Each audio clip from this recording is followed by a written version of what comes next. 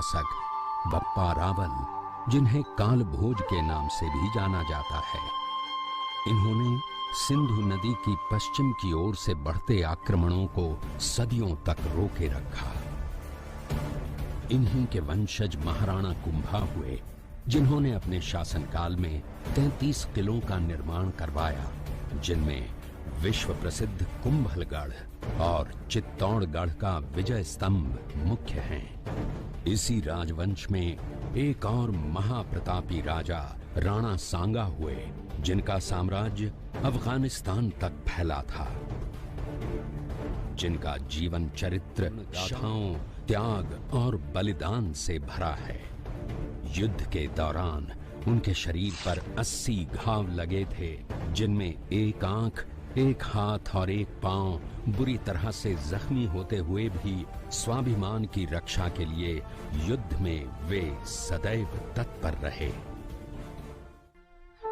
पराक्रम और बलिदान की इस गाथा में एक नाम पन्नाधाय भी है, जो कि एक गुर्जर जाति की धाय मां थी, जिन्होंने अपने पुत्र चंदन का बलिदान देकर राणा उदय सिंह की रक्षा की, जिनके पुत्र महाराणा प्रताप हुए। महाराणा प्रताप का जन्म पाली जिले के अखेराज सोनगरा की पुत्री एवं महाराणा उदय सिंह की महारानी जयवंत कंवर की कोख से विक्रम संवत 1597 में अर्थात 9 मई 1540 को कुंभलगढ़ में हुआ। बाल्यकाल चित्तौड़गढ़ में गुजरा। करीब 17 वर्ष की आयु में ही प्रताप का विवाह अजबंदे कंवर के साथ हुआ। सन 1567 में अकबर ने जब चित्तौड़गढ़ पर आक्रमण किया, तो मेवाड़ के प्रमुख सरदारों और सेना नायकों के आग्रह पर महाराणा उदय सिंह ने चित्तौड़गढ़ छोड़ दिया।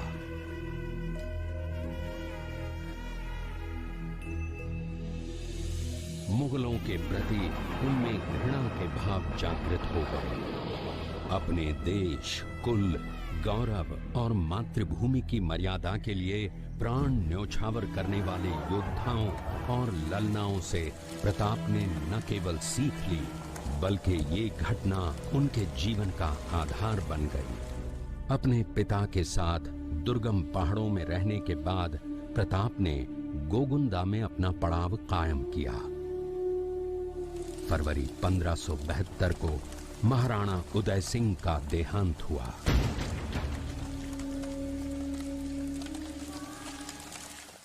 प्रताप की ज्येष्ठता और योग्यता को ध्यान में रखते हुए सरदारों ने उनको राजगद्दी पर आसीन किया।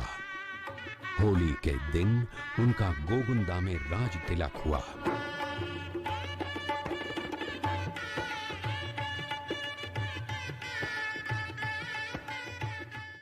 उस समय तक लगभग सभी राजाओं ने मुगल सम्राट अकबर की अधीनता स्वीकार कर ली थी।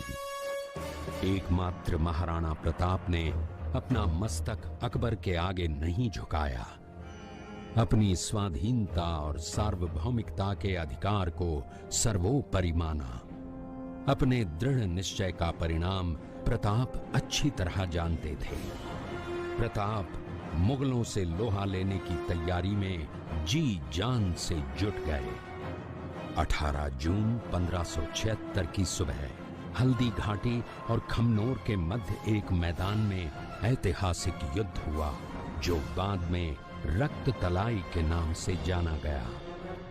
महाराणा प्रताप की सेना गोगुंदा से हल्दी घाटी पहुंची, जबकि सेनापति मानसिंह के नेतृत्व में मुगल सेना ने हल्दी घाटी के ठीक नीचे मैदान में अपना मोर्चा जमाया। मुगल सेना के हरावल दस्ते द्वारा घाटी में घुसपैठ करने के प्रयास की प्रतिक्रिया स्वरूप महाराणा प्रताप की सेना मुगलों पर टूट पड़ी। प्रताप के हरावल सैन्य दलों का नेतृत्व पठान हाकिम खां सूर कर रहे थे। भीलू राणा, जो राणा पूंजा के नाम से भी जाने जाते हैं, उनके नेतृत्व में भील आदिवासियों ने गोरिल्ला पद्धति से युद्ध करते हुए मुगलों के छक्के छुड़ा दिए। देखते ही देखते शाही सेना में खलबली मच गई। रक्त तलाई घोड़ों की टापों, हाथियों की चंगारों और तलवारों की झनकारों से गूंज उठी। चारों तरफ हाहाकार मच गया।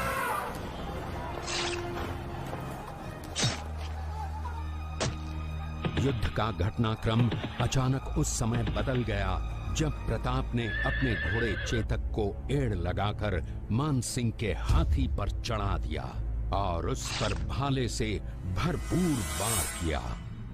मानसिंह हौदे में दुबक गया। हाथी से उतरते समय चेतक की एक टांग कट गई। इस स्थिति को भांपकर महाराणा प्रताप के हमशक्ल सेनापति झालामान ने महाराणा प्रताप से आज्ञा लेकर उनका राजमुकुट धारण किया। मुगल सेना झालामान को महाराणा प्रताप समझकर उन पर टूट पड़ी। झालामान शहीद हो गए। उधर चेतक ने अपने स्वामी को 5 किलोमीटर तक 3 टांगों पर ही लेकर एक बरसाती नाले को पार किया। उसके पश्चात उसके प्राण पखेरु उड़ गए। इस युद्ध से महाराणा प्रताप के मन पर गहरा प्रभाव पड़ा। परिणाम स्वरूप उन्होंने मुगलों पर विजय प्राप्त करने तक राजसी ठाट बाट छोड़ने और पत्तों पर भोजन करने का प्रण लिया, जिसे उन्होंने जीवन भर निभाया। महाराणा प्रताप ने अपना सैन्य बल बढ़ाकर सर्वप्रथम अरावली पर्वत की घाटियों में बसे दिवेर पर चढ़ाई कर विजय प्राप्त की। इसके बाद कुंभलगढ़ पर भी विजय प्राप्त की। सिर्फ चित्तौड़गढ़ को छोड़कर सारे मेवाड़ को अपने अधीन कर लिया। कालांतर में महाराणा ने चावंड में अपनी राजधानी स्थापित की।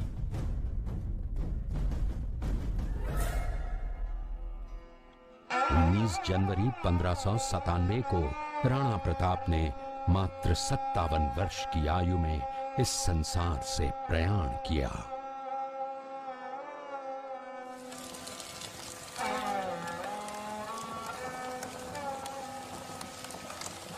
हल्दी घाटी का युद्ध एक सांप्रदायिक युद्ध न होकर आत्मसम्मान, मातृभूमि की स्वतंत्रता व स्वाधीनता का संघर्ष था। इसका प्रमाण ये है कि जहां पर अकबर की सेना के सेनापति जयपुर के राजा मानसिंह थे, वहीं पर महाराणा प्रताप की सेना के सेनापति काबुल के हाकिम खां सूर थे। महाराणा प्रताप स्वतंत्रता की वेदी पर एक ऐसा अंगारा था जो आत्मसम्मान व देश गौरव के लिए दिन रात जलता रहा, धधकता रहा और अंत में बुझकर भी उसने देश में ऐसा लौह भर दिया जिसकी प्रखर किरणों ने भारत माता को गुलामी की जंजीरों से मुक्त कराने के लिए सदा प्रेरित किया।